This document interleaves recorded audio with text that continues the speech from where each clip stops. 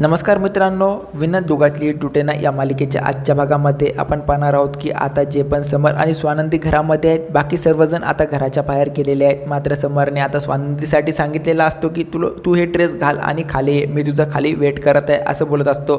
त्यानंतर आता स्वानंदीने ते ड्रेस घालून ती खाली यायला लागत असते आणि ती ड्रेसमध्ये खूपच सुंदर दिसत असते आणि तिच्या या सुंदर दिसण्याच्या नादामध्ये आता समर खूपच त्या ठिकाणी त्याचं मन विचलित झालेलं असतं आणि त्याला आता स्वानंदी खूप अधिक आवडायला लागत असते. मात्र स्वानंदीचं हे सौंदर्य रूप पाहून आता समर खूपच त्या ठिकाणी वेगळ्या भावनिक नजरेने तिच्याकडे बघत असतो. मात्र आता इकडे त्यांच्या घरी इकडे काकूला त्यांनी स्वयंपाक करायला लावलेला असतो आणि आता काकूला स्वयंपाक काही जमत नसतो. मात्र आदिरा म्हणते की आई तू खूप चांगला स्वयंपाक करते, तू स्वयंपाक बनव. आणि त्यानंतर आता आदिराने हे सर्व काही केल्यानंतर आता त्यांना काकूला पूर्णपणे आता ते खूप त्रासलेले असतात, कारण की त्यांना या अगोदर कधीही स्वयंपाकाची ही सवय लागलेली नसते. त्यानंतर आता इकडे काकूला जे पण काही करायचं असतं ते सांगितलेलं असतं. मात्र काकूला आता इथं पीठ सापडत नसतं. त्यानंतर काकू आता विचारते की पीठ कुठं आहे. त्यानंतर आता जे पण त्या ठिकाणी पीठ ठेवलेलं असतं ते पीठ आता काकू काढायला जाते. मात्र काकूच्यानं ते पीठ काढत असताना आता पूर्णपणे ते अंशूच्या अंगावर सांडलेलं असतं.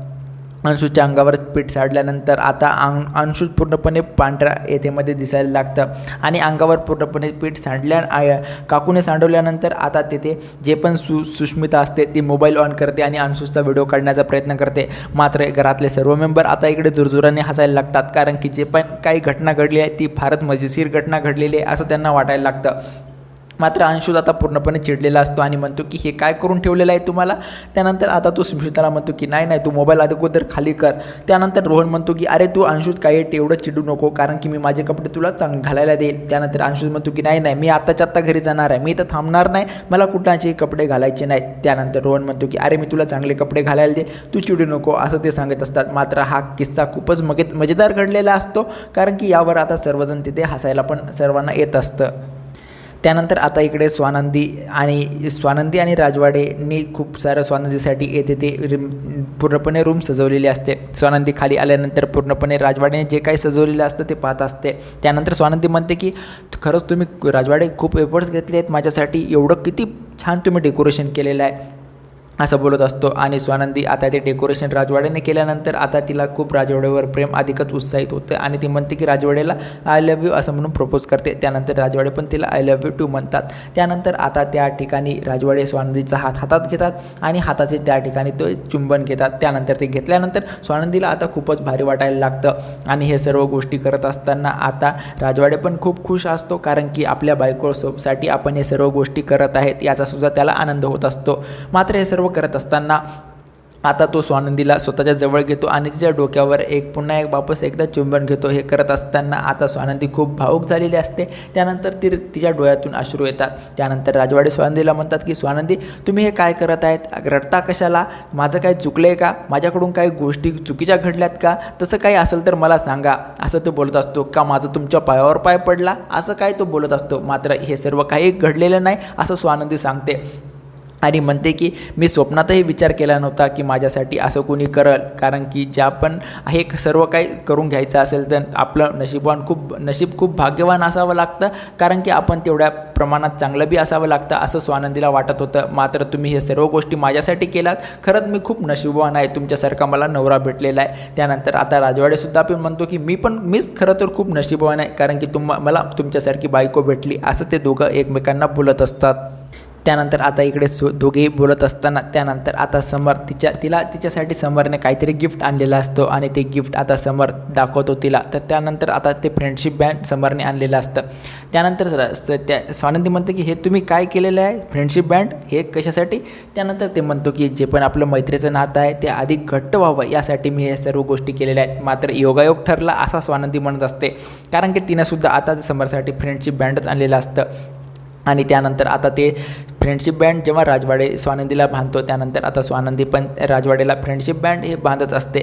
मात्र ते बांधत असताना आता स्वानंदी म्हणते की हे नातं आपलं अधिक घट्ट व्हावं यासाठी मी तुम्हाला हे बांधत आहे. आणि बांधता समोरच्या हाताचं ते चुंबन घेते आणि म्हणते की याप्रमाणेच आपलं हे नातं असंच कायमस्वरूपी टिकत राहावं असं ते बोलत असतो. राजवाडे म्हणतो की का टिकणार नाही, हे घर हे सर्व काही तुमचंच आहे, आपण कधी पण इथं काही पण करू शकतो असं आता ते बोलत असतात.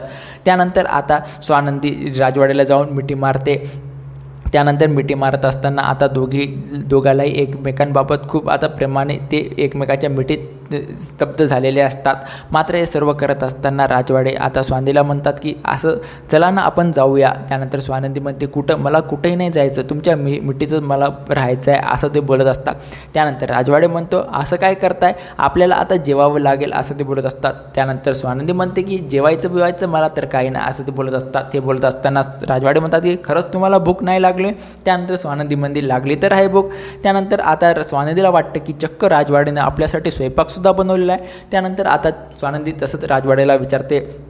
त्यानंतर राजवाडे म्हणतो की हां, मी सर्व काही तुमच्यासाठी मी स्वतः हे सर्व काही क्रिएट केलेलं आहे असं ते बोलत असतो. आणि तुमच्या आवडचे सर्व काही मेनू मी तुमच्यासाठी बनवलेले आहेत आणि तुम्ही ते खाऊ पण शकता असं राजवाडे आता स्वानंदीला सांगत असतो. त्यानंतर मात्र इकडे आदिराच्या घरी आदिराने जे पण आईला मल्लिकाला काम करायला सांगितलं होतं आणि जे पण गोष्टी बनवायला सांगितल्या होत्या, पुरी भाजी, त्यानंतर हे सर्व बनत असताना आता मल्लिका पूर्णपणे काम करून थकून आलेली असते. त्यानंतर आजी म्हणते की मल्लिका तू एवढ्या दिवसात म्हणजे एवढ्या आयुष्यात जरी काम केलं नव्हतं तेव्हा आज तुला काम करावं लागलेलं आहे असा टोमणा तिने मारलेला असतो. मात्र हे सर्व मारत असताना तिथे सर्व हसायला लागतात. आणि त्यानंतर म्हणतात की आता रोहन म्हणतो की आज आपण आईस्क्रीमसुद्धा मागूया. आजी म्हणते हो चालेल की आईस्क्रीम आपण मागूया. त्यानंतर मात्र मल्लिकाला आता तिथून जायची खूप घाई असते आणि ती म्हणते की नाही आपण इथून जाऊया आणि असं बोलत असताना आता तिने खूप सारं काम केल्यानंतर तिच्या तोंडून अचानक देवाचं नाव निघतं. आजी म्हणते का गं बाई, तू आज एवढं देवाचं नाव का घेत आहेस, कारण की तुला कामाचा काय खूप लोड आला आहे का असं ते बोलत असतात. मात्र हे सर्व करत असताना त्या सर्वांना माहीतच असतं की आपण मुद्दामून आता मल्लिकाला काम लावलेलं असतं आणि त्याची ही सर्व काही मजा आपण पाहतच होतो असं त्या सर्वांना वाटायला लागतं. आणि या सर्व गोष्टी आता तिने घडवून केलेल्या आहेत याचा त्यांना फारच आनंद होतो. त्यानंतर आता इकडे राजवाडे आणि स्वानंदी एकमेकांशी बोलत असताना म्हणतात की जे पण आता राजवाडीने पदार्थ बनवलेले असतात ते स्वानंदीला एक उघडे करून दाखवतो आणि स्वानंदीला म्हणतो की या प्रत्येकाची तुम्ही टेस्ट करून बघा. स्वानंदी जेव्हा टेस्ट करते की म्हणते की अत्यंत प्रतिम तुम्ही हे पदार्थ बनवलेला आहे, खरंच तुम्हाला काही तोड नाही असं तुम्ही बोलत असतात. आणि म्हणतात की हे तुम्ही कसं काय शिकलेलं आहे. त्यानंतर आता राजवाडे म्हणतात की तुम्ही एक गोष्ट विसरता, मी हे सर्व काही माझ्या आजीकडून शिकलेलं आहे, जे काही मला त्या गोष्टी त्या आजीने शिकवलेल्या आहेत. मात्र एवढ्या दिवसापासून मला आता कामाचा वर्कलोड खूपच वाढलेला आहे, त्यामुळे मला काही आजीच्या जवळ जाता येत नाही. मात्र आज मी सर्व स्टाफला सुट्टी दिलेली आहे आणि हे खास दिवस तुमच्यासाठी मी काढलेला आहे आणि ह्या सर्व गोष्टी तुमच्या पदार्थ मी तुमच्यासाठी केवळ बनवलेले आहे. त्यानंतर आता पुन्हा एकदा तेथे स्वानंदीच्या डोळ्यातून अश्रू येतात. त्यानंतर आता राजवाडे म्हणतात की तुम्ही सातत्याने हे असं रडण्याचं नाटक बंद करा बरं, तुमच्या डोळ्यात असे अश्रू शोभा देत नाहीत आणि तुम्ही सातत्याने का रडतायत असं तो विचारत असतो. त्यानंतर स्वानंदी म्हणते की अशा अश्रूंची तुम्हाला आता सवयच करून घ्यावं लागेल, कारण की मी खूपच भाग्यवान आहे. या पूर्ण याच्यातली मी खरंच खूप भाग्यवान मुलगी असेल की मला तुमच्यासारखा नवरा भेटला आहे. त्यानंतर नाही स्वानंदीला राजवाडे म्हणतात की नाही तुम्ही नाही, मी खूप भाग्यवान आहे, मला तुमच्यासारखी बायको भेटली. मात्र त्या दोघांमध्ये आता मी तूचं असं सातत्याने हे होत असतं आणि अचानक ते दोघे एकमेकांकडे बघून हसायला लागतात, कारण की आपण पुन्हा एकदा लहान लेकरासारखे भांडतो असं त्यांना वाटायला लागतं. मात्र हा त्यांच्या जीवनातील सगळ्यात सुखाचा क्षण आहे असं त्या दोघांनाही वाटायला लागत असतं. त्यानंतर मात्र इकडे आदिराच्या घरी आता जे पण मंदा आणि महिका एकमेकांशी बोलत असतात, कारण की आता महिका याला पूर्णपणे आता स्वयंपाक करावा लागलेला असतं. स्वयंपाक करत असताना ती खूपच परेशान झालेली असते आणि ती मंदावर चिडून म्हणते की काय करून ठेवलेलं आहे तुम्ही, ही असं काय कुठं पद्धत असते का, कारण की मग त्यानंतर मंदा म्हणते की नाहीतर काय, असं ते तुमच्या मुलीनेच तुम्हाला करायला लावलेलं आहे. त्यानंतर महिका म्हणते की मी जर माझ्या मुलीची जर बाजू घेतली नसती तर ती तुमच्यावर धावून आली असती आणि तुमचा गळा दाबला असता तिनं, हे तुम्हाला चाललं असतं का असं ते बोलत असते. मात्र हे सर्व करत असताना आता मंदा म्हणते की नाही कदापि नाही चाललेलं असतं. मात्र हे सर्व बघत आजी लांबूनच उभे दरवाजामध्ये राहून त्या दोघींचं बोलणं ऐकत असते आणि आजी म्हणते की काय तुम्ही दोघींनी लावून ठेवलेलं आहे, चला ना आता तुम्ही स्वयंपाक तर केलेला आहे, आता यावरचं समोरचं जे पण सॅलड असेल त्याच्या आता भाजीपाला संपलेला आहे, त्यानंतर आता सॅलड तर वागू द्या असं ते बोलत असतात आणि चला आता आपण जेवून घेऊया असं आजी त्या दोघांना तिथं बोलत असते. मात्र आता बाहेर सर्वजण तिथे बसलेले असतात. आदिरा जाते आणि तिच्या आईला मिठी मारते आणि म्हणते की आई खूप दिवसानंतर मी तुझ्या हातचं जेवण जेवणार आहे आणि काय त्या जेवणाची चव असेल आता मी तुला नाही सांगू शकत. आई म्हणते चल घरी तू, मी तुला चांगलंच भरवते जेवण असं ते साप बोलत असते. आणि त्यानंतर आता अंशुल म्हणतो की मला लवकरात लवकर जेवण द्या, मला निघून जायचं आहे तो. मात्र त्यानंतर मंदा म्हणते की नाही जावं बापू, मी तुम्हाला असं नाही जाऊ देईल, मी तुम्हाला पोटभर भरून इथे जेवण वाढेल आणि ते तुम्हाला खाऊनच मी पाठवेल. त्याशिवाय मी तुम्हाला इथून हलूसुद्धा देणार नाही, असं आता मंदा बोलत असते. त्यानंतर इकडे आता राजवाडे आणि स्वानंदी एकमेकांशी बोलत असतो. राजवाडे स्वानंदीला म्हणतो की आज तुमच्या मनातली काय इच्छा आहे हे मला जाणून घ्यायची आहे आणि ती तुम्ही माझ्यासमोर बोला, असं ते बोलत असतात. मात्र स्वानंदी म्हणते की तशी माझी काही इच्छा नाही. मात्र राजवाडे तिला सातत्याने फोर्स करत असतो. स्वानंदी म्हणते की चला तर मी तुम्हाला सांगते, मला पर्यावरणासाठी खूप काही करायचं आहे, असं ही माझी इच्छा आहे. राजवाडे म्हणतात ही तर खूप पुराणी आहे आणि ते तुम्ही सातत्याने करतात, यात नवीन काय, असं तो बोलत असतो. मात्र स्वानंदी म्हणते की यात नवीन काय म्हणजे मला हे ते करायचंच आहे. त्यानंतर राजवाडे म्हणताल की ते तर तुम्ही करसालच की, मात्र तुमच्या मनातली इच्छा असं का आहे ते मला तुम्ही सांगा. त्यानंतर स्वानंदी म्हणते की मला माझ्या मनातली काही इच्छा नाही, मी तुमची बायको झाली आणि तुम्हीच माझा हात जसा काय पकडलेला आहे तसंच आयुष्यभर तुमची साथ मला हवी आहे, या व्यतिरिक्त मला दुसरं काही नाही. तुमचा सहवास मला प्रत्येक ठिकाणी लाभायला पाहिजे, असं बोलत असतो. आणि दुसरं म्हणजे एका चांगल्या फिरण्याच्या ठिकाणी आपण जाऊन आपण एक दोघांमध्ये पूर्णपणे सामील होऊन आणि जे पक्ष्यांचा किलकिलाट आणि स्वच्छ हवा यामध्ये रमणारे आपले क्षण तेच मला जगायचे आहेत, या व्यतिरिक्त मला दुसरं काही नाही करायचं, असं ते स्वानंदी सांगत असते. मात्र हे सांगत असताना राजवाड्याला खूप भारी वाटतं आणि म्हणते की तुम्ही जे पदार्थ बनवले आहेत तसेच अधूनमधून जर तुम्ही मला बनवून खाऊ घातले तर हेच माझ्यासाठी खूप आहे, असं आता स्वानंदी बोलत असते. मात्र हे सर्व करत असताना राजवाडे स्वानंदीला म्हणतो की आता तुमच्यासाठी आणखीन एक माझ्याकडं खूप काही आहे.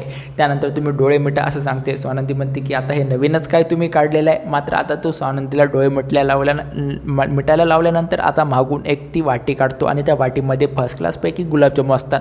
हे सर्व स्वानंदी बघितल्यानंतर स्वानंदी खूपच खुश होते आणि म्हणते की आता सर्व पदार्थ हे बाजूला राहू द्या, अगोदर तर मला गुलाबजामुन खावेच लागतील. आता ते स्वानंदी जे पण सॅनिटायझर असते ते हातावर मारते. राजवाडे म्हणतात की हे काय करतात तुम्ही. त्यानंतर स्वानंदी म्हणतात ना हे तर तुमच्याकडून तर शिकले मी. त्यानंतर असं बोलत असताना राजवाडे म्हणतात की ढवळ्या शेजारी पोवळ्या बांधला, वान नाही मात्र गुण लागला, अशी मन म्हणायला लागतात आणि ही मन म्हटल्यानंतर आता दोघेही त्या ठिकाणी हसायला लागतात. त्यानंतर आता राजवाडे तिथे फुकत असतो. फुकल्यानंतर स्वानंदी म्हणते की तुम्हाला तर आता माझी सवय लागली ना फुकण्यासारखी. त्यानंतर राजवाडे म्हणतात की मग सवय तर लागणारच ना, मात्र ती सवय न लागता पाकात जशी गुलाबजामुन भिजले तशा पद्धतीने आपण एकमेकात भिजलो आहेत, असं राजवाडे सांगत असतो. आणि त्यानंतर आता राजवाडे स्वानंदीसमोर ती गुलाबजामुनची वाटी समोर करतो. त्यानंतर आता स्वानंदी ती गुलाबजामुन चमच्यात घेऊन खाणार. इतक्यात स्वानंदी राजवाड्याला म्हणते की नाही, पहिला मान तुमचा, असं म्हणून आता ती राजवाड्याला भरवते. आणि त्यानंतर राजवाडे पण आता स्वानंदीला गुलाबजामुन भरवतात आणि दोघे एकमेकांच्या प्रेमामध्ये खूपच खुश असतात. आता उद्याच्या भागात आपण पाहणार आहोत की यांचं हे प्रेम असत किती दिवस टिकणार आहे आणि यांच्या प्रेमाच्या आड कोणी येऊ नये असं त्या दोघांची इच्छा असते. मात्र आता काकूने त्यांच्या घरामध्ये काही वादविवाद घडवला तर काय होईल, हे सर्व भाग आपण उद्याच्या भागात पाहणार आहोत. अशाच प्रकारचे नवनवीन व्हिडिओ पाहण्यासाठी आमच्या चॅनलला सबस्क्राईब करा. व्हिडिओ आवडल्यास व्हिडिओला लाईक आणि शेअर जरूर करा.